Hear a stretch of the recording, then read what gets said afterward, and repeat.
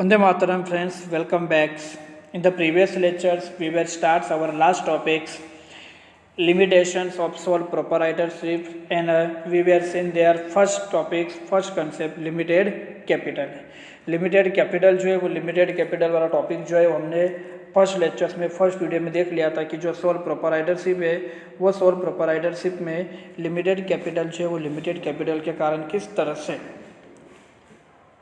एक डिसएडवांटेज जो है वो डिसएडवांटेज सोल प्रोपराइटरशिप को माना जाता है। नाउ सेकंड टॉपिक है अनलिमिटेड लाइबिलिटीज। अनलिमिटेड लाइबिलिटीज जो है दोस्तों अनलिमिटेड लाइबिलिटीज में हमें बताया जा रहा है कि सोल प्रोपराइटरशिप जो है वो सोल प्रोपराइटरशिप के ऊपर लाइबिलिटीज कैसे बढ़ जाती है या किस तरह से वो अनलिमिटेड हो सकती है, उसे हमें देखना है। तो sole proprietor has unlimited liabilities. जो सोल प्रोपराइटर है वो सोल प्रोपराइटर के पास, उसके ओनर के पास जो भी लाइबिलिटीज है वो लाइबिलिटीज कैसी है, अनलिमिटेड है। Therefore he can not free himself from his liabilities, और इसलिए वो अपनी जो भी लाइबिलिटीज है उस लाइबिलिटीज से वो कभी भी फ्री हो सकते नहीं है, उन्हें वो चुकानी ही पड़ती है। If the borrowings have increase over the business assets, मतलब बिजनेस एसेट जो है वो बिजनेस एसेट्स के कंपेयर में जो बोरोविंग है, जो पैसा है, जो उनके ऊपर लेने का पैसा है, वो पैसों का प्रमाण अगर बढ़ जाए and credits, then he has to sell his personal properties.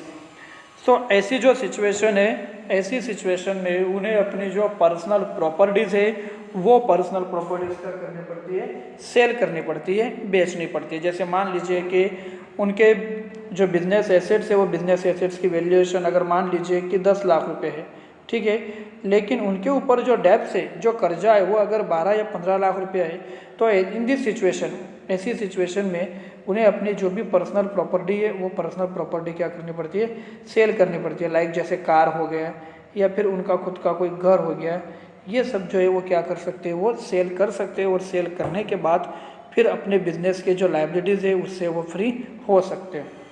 And make payment for business debts.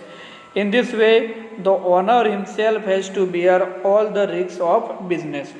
और इस तरह से अगर देखा जाए तो जो ओनर है वो ओनर अपना जो बिजनेस है उस बिजनेस में हिमसेल्फ मतलब खुद ही वो पैसा जो है वो पैसा चुकाने के लिए वो कैपेबल माना जाता है। तो इस तरह से अनलिमिटेड लाइबिलिटीज़ जो है वो अनलिमिटेड लाइबिलिटी में बताया गया है कि उन्हें पैसा देने के लिए या पैसा चुकाने के लिए खुद को ही कहीं ना कहीं रिस्पॉन्सिबल रहना पड़ता है। थर्ड है शॉर्ट ड्यूरेशन। शॉर्ट ड्यूरेशन मतलब क्या है कि बहुत कम समय के लिए सोल प्रोपराइटरशिप जो है वो सोल प्रोपराइटरशिप चल सकती है। When the owner of a business dies or is declared insolvent or lost mental balance, the activities of business can come to the end. When the owner of the business dies, business का जो owner है वो owner अगर dies मतलब कि उसकी मृत्यु हो जाए, इज डिक्लेयर इंसॉल्वेंस या फिर उसे दिवालिया घोषित कर दे, और लॉस मेंटल बैलेंस या फिर वो मानसिक रूप से जो है वो मानसिक रूप से अपना जो बैलेंस है वो बैलेंस अगर खो दे किसी कारण से, the accent years of business can come to an and.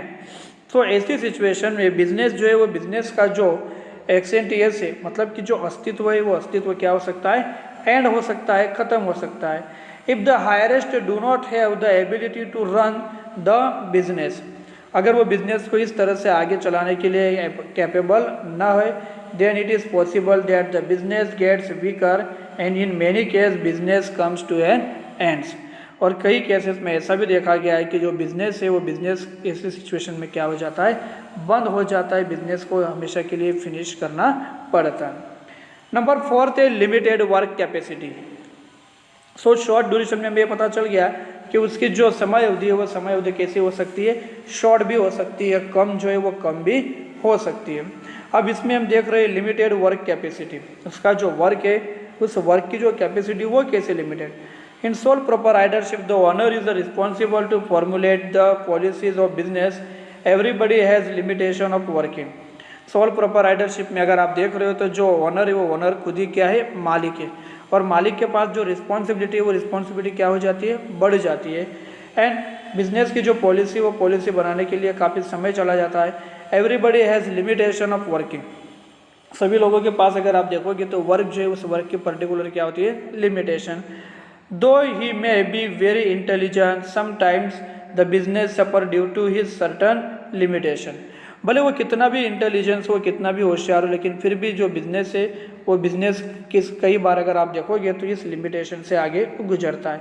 In modern time the business require different types of skill and knowledge. Modern time में अगर आप देखोगे तो बिजनेस जो है उस बिजनेस के अंदर कई तरह की स्किल या नॉलेज जो है वो लोगों के अंदर होनी चाहिए। In the sole proprietorship of exchange idea with other very little the development of business remains limited. एक व्यक्ति के पास जो भी आइडिया है वो आइडिया कितना भी चलाए तो लेकिन वो आइडिया कैसे माना जाता है, लिमिटेड माना जाता है। वो सही तरह से सभी आइडियाज़ का प्रॉपर वे में यूज़ कर सकते नहीं है, लेकिन इसके जगह पर अगर उन्हें कोई और हेल्प करे तो शायद उनका वर्क बढ़ सकता। लेकिन लिमिटेड वर्क कैपेसिटी सभी लोगों के पास, एक ही व्यक्ति को या एक ही पर्सन को आप बहुत सारा काम दे दोगे तो शायद वो वर्क नहीं कर पाए। पॉसिबिलिटी ऑफ रॉन्ग डिसीजन, कई बार जो रॉन्ग डिसीजन है, गलत डिसीजन है, वो लेने की संभावना भी क्या होती है, बढ़ जाती है। Sole proprietor himself take business decision. Sole proprietor जो है वो सोल प्रोपराइटर अपना जो बिजनेस है वो बिजनेस का डिसीजन खुद लेते हैं। He does not have advantage to take the help from experience and specialise knowledge of other. अब वो खुद ही अगर सारा डिसीजन लेते हैं तो कोई स्पेशल नॉलेजेबल पर्सनस का या एक्सपीरियंस होल्डर का वो जो बेनिफिट लेना चाहिए या जो एडवांटेज लेना चाहिए वो एडवांटेज नहीं ले पाते।